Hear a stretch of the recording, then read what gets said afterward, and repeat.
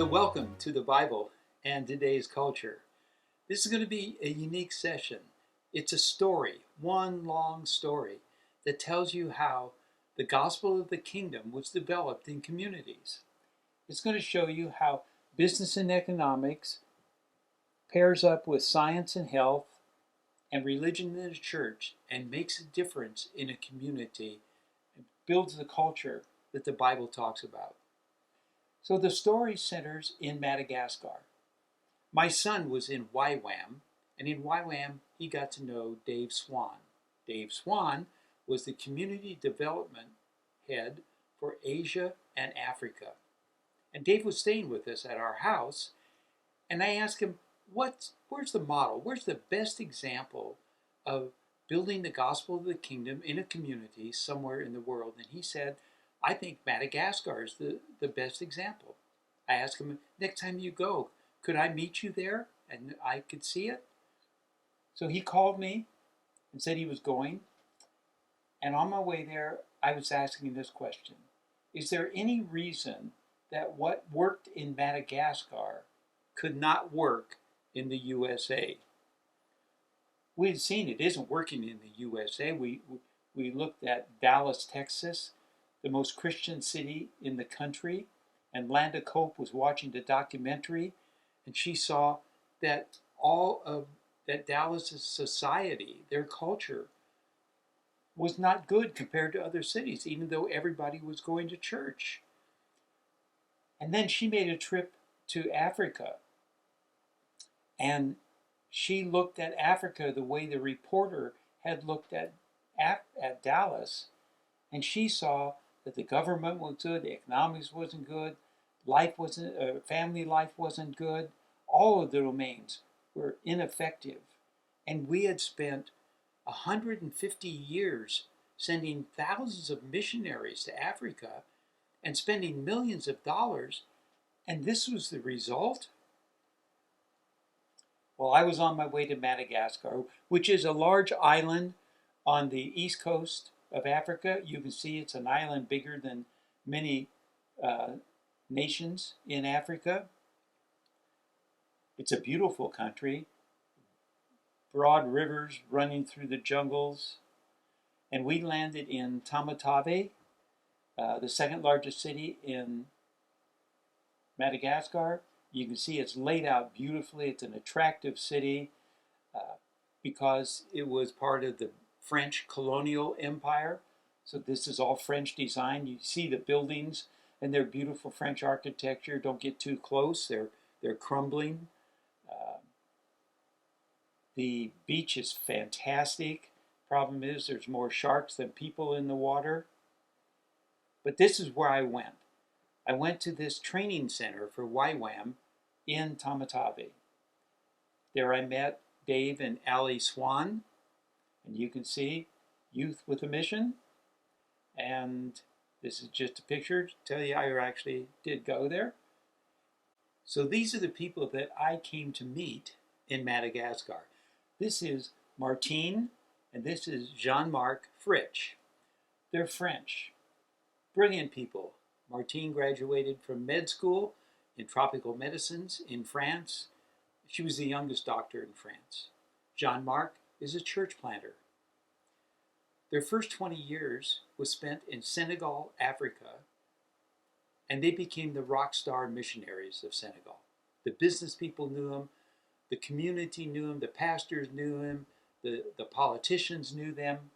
But at the end of 20 years, they said, what we've accomplished here does not met our expectations.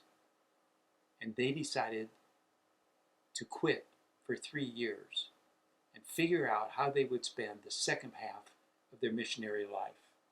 During that time, they prayed, they studied, they read, and they got an idea of what they wanted to do going forward. And they felt God was calling them to Madagascar. So they went to Madagascar, talked to the government, and said, we would like to build healthcare centers for the bush people. The government kind of chuckled and said, yeah, that's the major population around here, but we don't really care about them. Do whatever you want to do to the bush people. So they went into a village of the bush people and said, Would you like to have a healthcare center? And they said, sounds great to us. I mean, it's a long walk on a broken leg to find a doctor now. So what do we need to do? They said, well, the first thing you need to do is establish a leadership team. We call that a board of directors. Somebody that you trust, they have wisdom, they handle money well. So they looked around their group was made up of rice planters and fishermen. 6th grade education was PhD in their minds. And they selected the people that could be their leaders. So John Mark and Martine took them away to the healthcare center to teach them. So they said, there's key things that are going to make you successful. And one of those is the worldview that you choose to run the healthcare center. So here are your worldview choices. You can start with animism. Now, animism is ruled by capricious spirits, okay? And you have no control over that. It's fatalistic. So the spirits wake up in the morning and they don't like you, your day's not going to go well. If they don't bless your crops, you're not going to have good crops. You're at the will of these spirits. And the leader said, stop. We know about that. We have a tree in our village, and we stay away from it because it's occupied by an evil spirit. And last year, our crops didn't grow because the spirits didn't like us. So Jean-Marc said, well, there's a second choice, and that's secularism. And it's the opposite of animism. There are no spirits. Everything is materialistic. And man is just a machine. In the secular view, a man is no really any better than a rock. And the people said, stop. We know about that. For 17 years, Madagascar was communist. We know how they think. So Jean-Marc said, okay, there's a third choice. It's a creative, personal God who wants you to co-manage his creation with him. And the healthcare clinics will bring the health that God wants to your Madagascar people. So this God is loving and caring for you, and he wants to partner with you in making your life healthier, in operating, in managing his creation. The people said, we've never heard of someone like this. That sounds wonderful. And over the course of the class, many of them began to follow Christ. So after the week was over of training the leaders, they went back to the village and they said, all right, the leaders understand what's going to happen, and now you're going to build your healthcare center. We're going to provide cement and the roof for you. Everything else you can do yourself. And here's an expert on building the building, and he's going to tell you what to do, but you're going to do the work to create your healthcare center. But before you do that, you need to choose who your healthcare providers are, who are going to be the nurses in your healthcare center. So they looked around and they said, well, I would trust her, and I trust this guy. I think they're smart and they're caring and they treat us well. So then they took the healthcare providers back to the training center and they went through the worldviews with them again. And then they taught them the basics of healthcare, and particularly about malaria. And they said the first job that you've got to do is to get people to sleep under mosquito nets, because that's why you get malaria. And this is how and when they come to you with wounds, this is how to wash them and prevent infection. So then they came back with the healthcare providers and they said, you're ready to start. The building looks great. They're going to begin. We'll be here to support you and help you a little bit. But, many of you have become followers of Christ. Would you like to have a church in your village? said, that'd be great. He said, well, choose your pastor. So they looked around at the people who were new believers, and they said, I think he would be a good pastor. They took him back to the training center, went through the basics of Christianity. How do you pray? How do you read the Bible? How do you fellowship? How do you treat other people? How do you love people the way God loves them? So my second day there, we headed out to see the first healthcare center that they had built 3 years ago.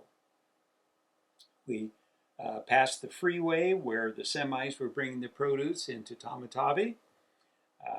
We passed villages. We passed this village that was not very attractive. In fact, these people had rejected John Mark and Martine. And their economy was making gravel. They take these big rocks, take a carpenter's hammer, and beat them into smaller rocks, and keep beating on them until it was gravel. And then the road crews would come by and buy that from them to fill the potholes. Not much of an economy. We needed to get across the river, so John Mark got out and called for the ferry. It came across. We put the pickup on the ferry, and we headed on down the road through beautiful territory. Past Madagascar's version of Starbucks. So all of a sudden, we came to this building. And it was the first center that they had built. As we walked up to it, I was surprised how clean it was. But I was most surprised when I walked inside. There was an audit going on. I knew nothing about this was going to happen. The people at the far end are the board of directors. The people here are the nurses that serve people. But the important person is that blonde lady sitting down there. She had just flown in from Washington, D.C. She was representing the foundation that supplied low-cost medical supplies to all the healthcare centers. And she was doing an audit to see what they were doing with the things that they provided.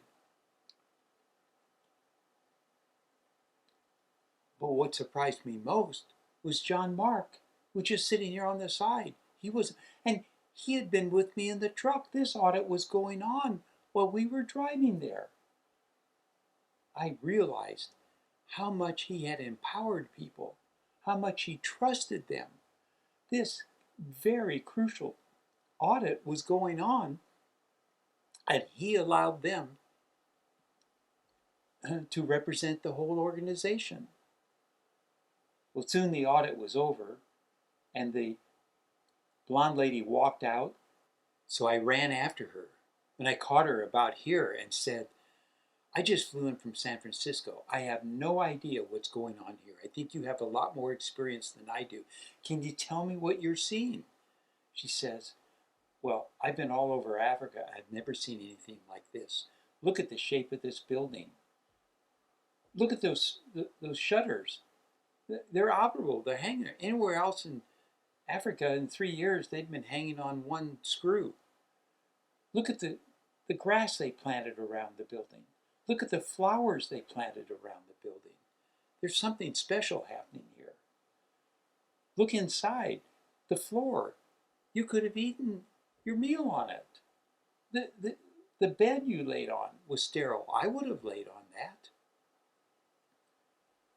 I noticed the medicine cabinet, she said, and everything's in order and it's well organized.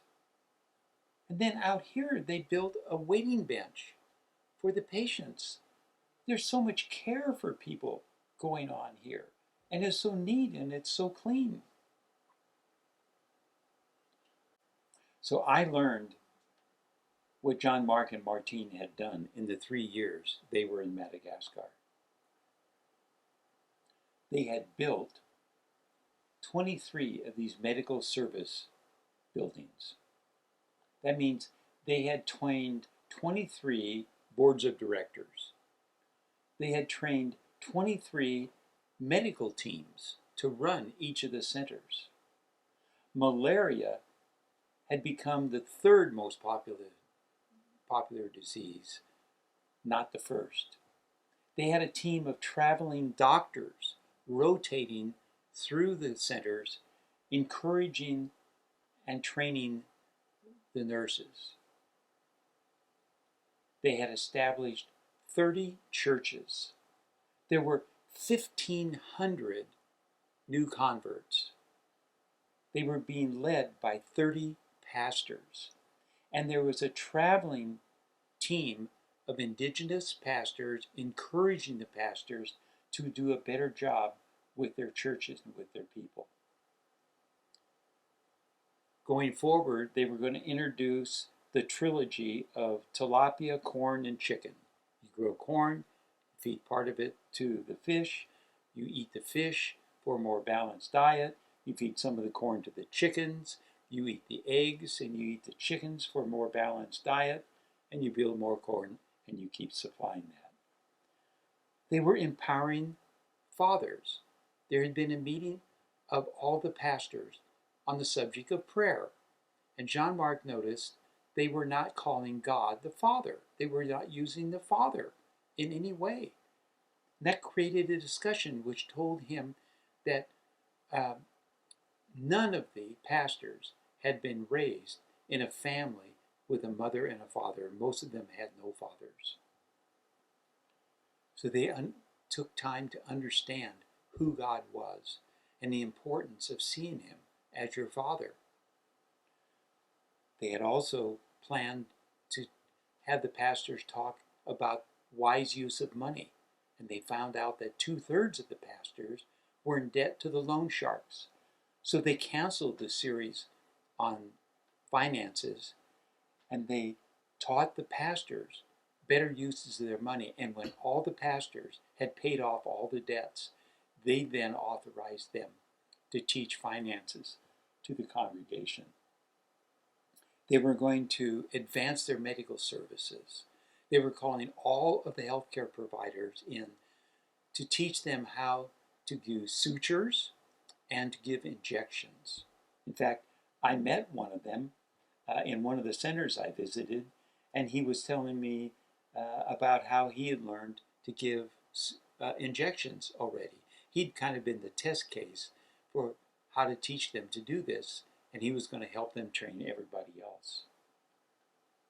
Driving out of there, we went through this village. Notice how neat and clean it is. The story behind it is that the village got together and said, we don't think God would be happy about our village. It's very messy. They all chipped in and bought rakes and raked their village. And it's clean and neat, and you can see how different it is from the village that broke rocks. So the strategy in Madagascar was this. They began with business leaders. They didn't come in with a Jesus film or a church service. They began with the business leaders and taught them to understand what it is like to lead a kingdom organization, a healthcare center in their village. Next, they involved healthcare personnel, and they began to understand how God wants us all to be healthy. And finally, they introduced the church, and they did that with indigenous pastors.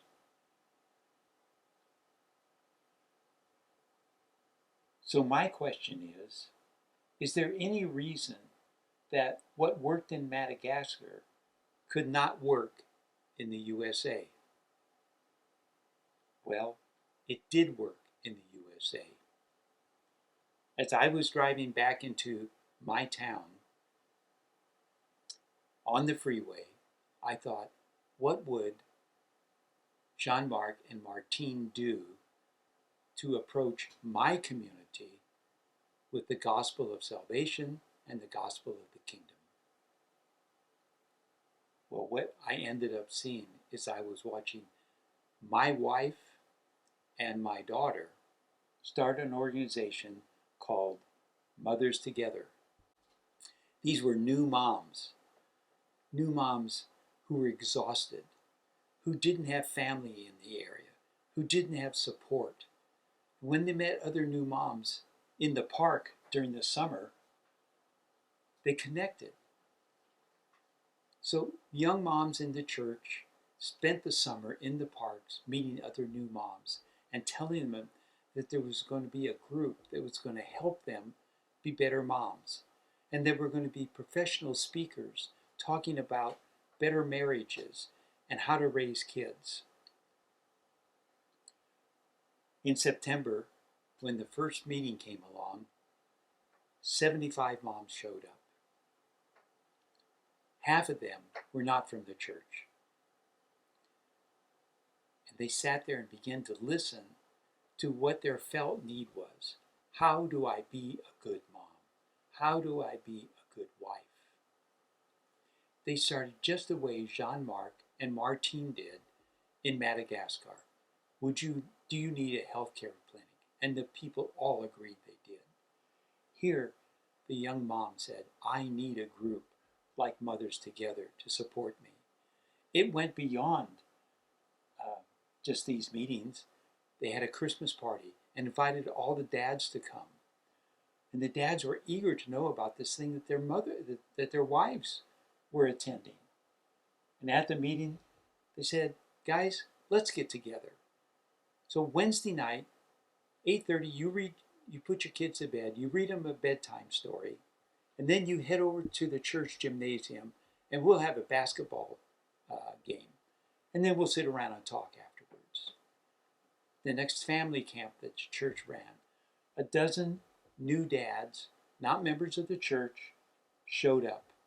Over the course of the year, Mothers Together became the source for the most conversions in the church, the most new members in the church, the most families becoming an intimate part of the church. What works in Madagascar can work in the USA. So our objectives for economics have been this. God works against poverty. Okay? This happened to the pastors in the churches who were in debt to the loan sharks, and they were taught how to get out of debt. God prefers economic self-sufficiency. The medical centers were running, 2/3 of them were running without any additional finances because the people were paying them in rice and fish, and the community was totally supporting the healthcare centers. God prefers training opportunities over welfare. Jean-Marc and Martine did not come in and say, we're going to build you a healthcare center. He said, we're going to train you how to do it. We're going to teach you how to do it. It's going to be yours. God prefers second chances. This was a second chance for the Bush people at health, and their health has continued to improve over the years. Jean-Marc and Martine, 5 years after I were there, left Madagascar. It has continued to grow. They have 35 centers. They have expanded it to islands off on the shoreline of Madagascar, and is running totally by Madagascar people. Here's the discussion questions. I hope you enjoy talking about what you've heard about Madagascar. When you're through, please take time to see this video about Jack van Hartevelt and the way he changed economics in New Orleans. Next week, we're going to start on the domain of science and health. So here's your discussion questions. Enjoy. We'll see you next class. Thanks.